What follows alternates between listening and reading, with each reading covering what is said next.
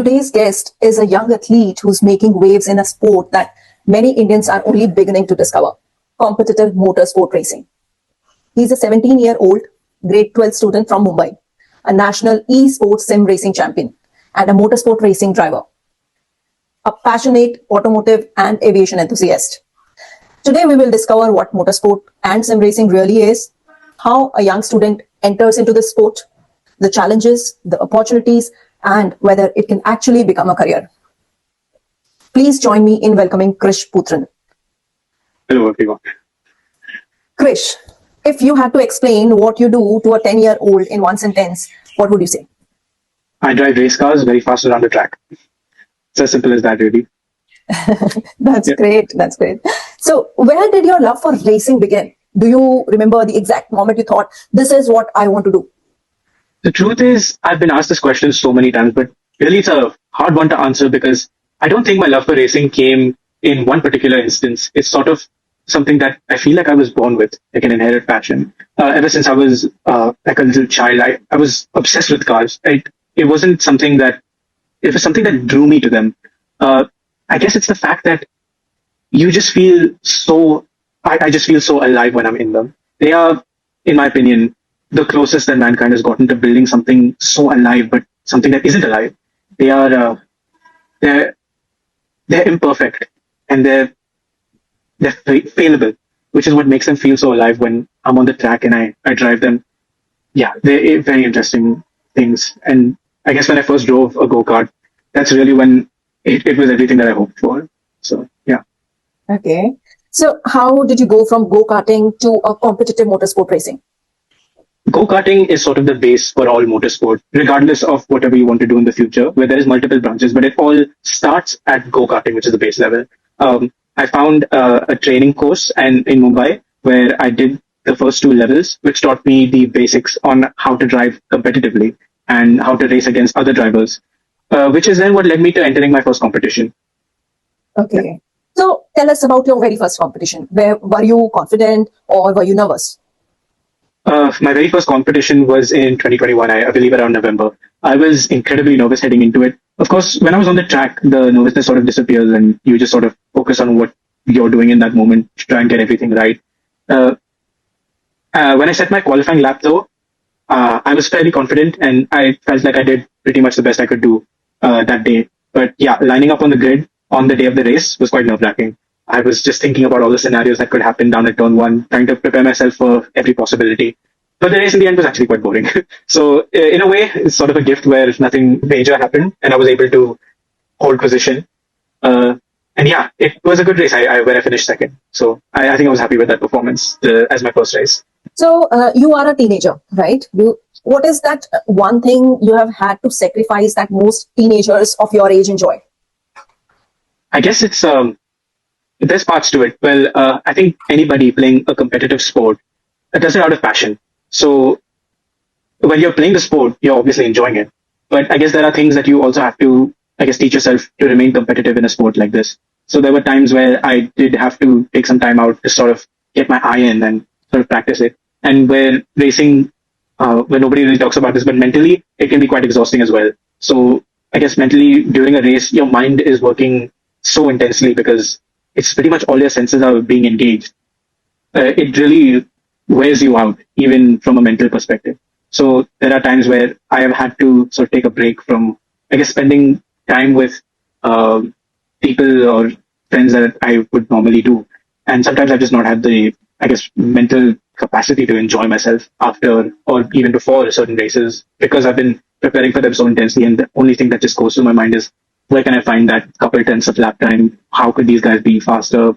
What could happen in the race? So, what does a normal training day look like for you? How many hours do you actually spend practicing this? The truth is, the training sessions aren't all that physical, but they're very fun for me. So, in a way, I am getting trained in the sense that my skills are being worked, like driving around a track and my braking, accelerating, all that has to still be good and gets, I guess, tested in those sessions. But I also do really enjoy doing that. So it's, in a way, it is training, but it's also fun. So it's the best of both worlds, really. I don't really have a specific number which I keep up to, but yeah. Approximately how much time one I'd say needs to between devote? 4 to 6 hours a week. Yeah. Okay. So people see you driving on a racing track, but what are the skills they are not seeing? What makes someone truly good at this motorsport racing? As my coach once said, that you can be the fastest driver on earth, but if you aren't consistent, you'll just not be. So I think one of the key aspects that people do miss about motorsport is one, that it's actually quite physical. Two is that it's extremely mentally demanding. There are so many things that you have to keep in your mind and keep track of, which which are sometimes extremely overwhelming. If I had to just take an example, driving the Formula 1300 cars where they had a manual transmission. Firstly, learning a manual transmission was very challenging for me, but I got around to doing that. And then applying the skills that I already know, like taking a reference for when to brake and when to turn, and then how the car feels through that to adapt yourself, it can get extremely overloading. So I guess what separates the good drivers from the great drivers is that they have that extra mental capacity to think about all these other things on the track. So it's the mental skills as well as physical skills required for this. Keeping yourself, I guess, mentally available to sort of think about the other things that are happening on the track, because I guess just driving a race car at those speeds can overwhelm you so fast. Yeah. So basically somebody has to be really good with visual spatial skills, right? And at the same time, good observant person he should be. Yeah. Right. So what do your classmates think about your sport? Do they understand it or follow motorsports? Well, they've had the unfortunate time of asking me about it, and then I just go and lecture them about it. The truth is, they don't actually follow motorsports very closely. Some of my friends do. And yeah, I have explained to them how it works basically. And they think it's quite cool because it's not a very common hobby amongst children. In my school, I know of only 3 people that have ever done it in the entire school, one of them being me. So I guess they are quite curious and want to know more about it. So explaining it to them, they seem fairly interested and also surprised at some of the aspects about it. Like I mentioned, the mental strength, the physical strength, the costs that are required to do motorsports. So how you balance school, homework, exams, and at the same time competitive racing? What's your secret to managing both?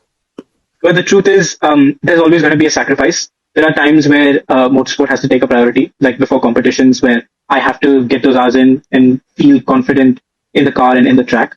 And there are times where I think motorsport has to be put aside for things like exams or preparation. So I think it's all about finding the right time to do the things that you want to.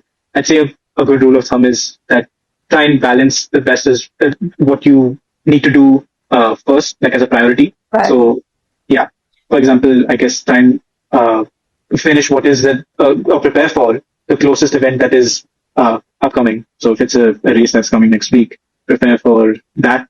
And then I guess then prepare for studies a little later. Yeah. So basically when you have a race, you prioritize that, and when you have exams, you prioritize that. Yeah. It's a balancing act and it's a learning process. So yeah, this is a good starting point, but I guess people will figure out their own ways of, I guess, fine tuning. So if everything goes according to your plan, where do you see yourself 5 to 10 years from now? Well, a lot of things have to go to plan to be where I truly want to be.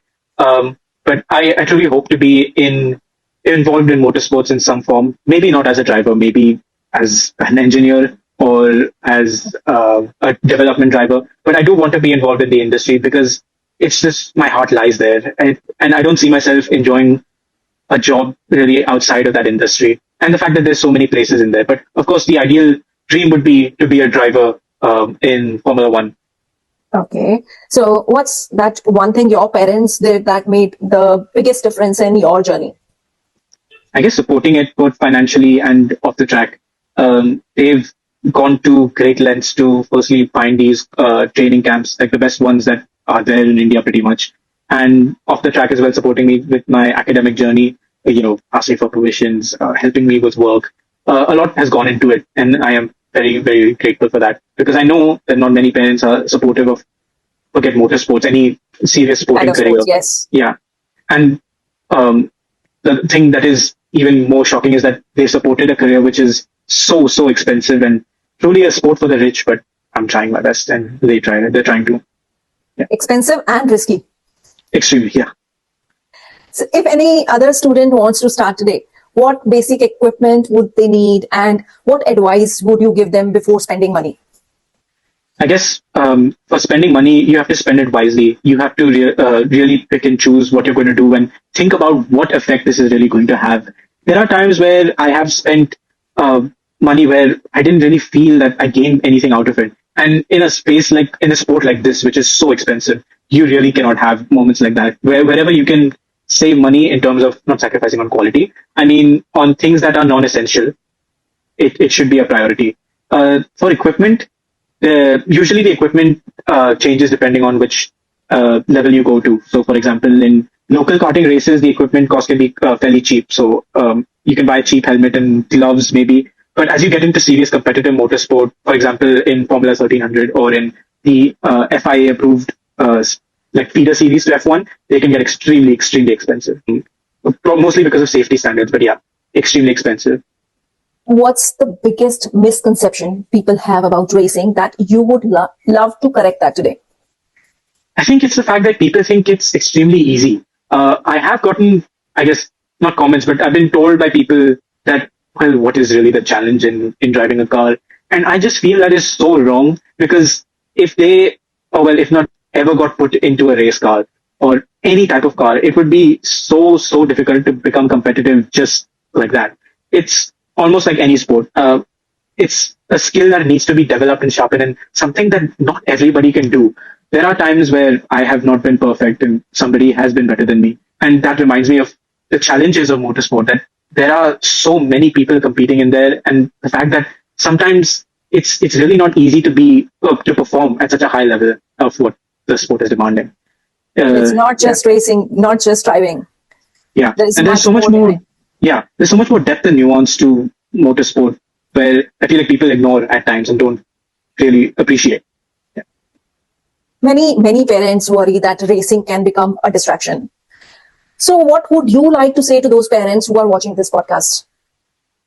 I think there is a balance. Like I say, I think anything can become a distraction if you do it too much. You know, it could be studying, it could be, I don't know, reading. Anything could be a distraction, but it's all about finding the right balance. And in a way, motorsport sort of self-corrects itself because it is so expensive to practice.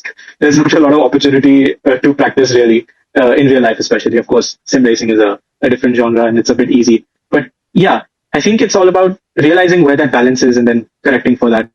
It's like any other activity which can turn into obsession or an addiction. It just needs to be balanced. Yeah. Right. So now this is not about addiction only. Yeah. It can turn into a career. Yeah. That's the good part about it as well. Right. So if a 12 or 13-year-old watching this and wants to follow your path, what are the first 3 steps they should take? I feel like first step is to enroll into a karting training program if they want to take motorsports seriously as a career. I think those are the best ways to sort of get your way into being competitive. And of course, there are so many free online guides on the basics of motorsport which teach you. And if you just watch them, you learn so much. And even for me, a semi-professional, I would say, I still use those online guides in some races where I'm maybe not fast, and they help me so much. And it's a free tool. All it costs is time. That's it. Second thing I would say is practice a lot if you don't have a sim setup at home. I think if you can afford it, a sim setup is good if you're taking motorsport as a serious career, and getting a decent sim setup going can help you in the long run a lot, because I think a sim setup will help you practice without breaking the wallet a lot. Krish, thank you so much for sharing your inspiring journey with us. Today's conversation reminds us that, talent can emerge in the most unexpected fields, provided it is backed by passion, discipline, and the right support. So to everyone watching, if you are a parent, encourage your child's interest with an open mind. And if you are part of sports, education, or a corporate ecosystem, remember that these young athletes don't just need applause, they need opportunities to grow. We will continue bringing you stories of emerging careers and inspiring young achievers. Until next time, keep exploring, keep learning, and keep supporting talent. Thank you.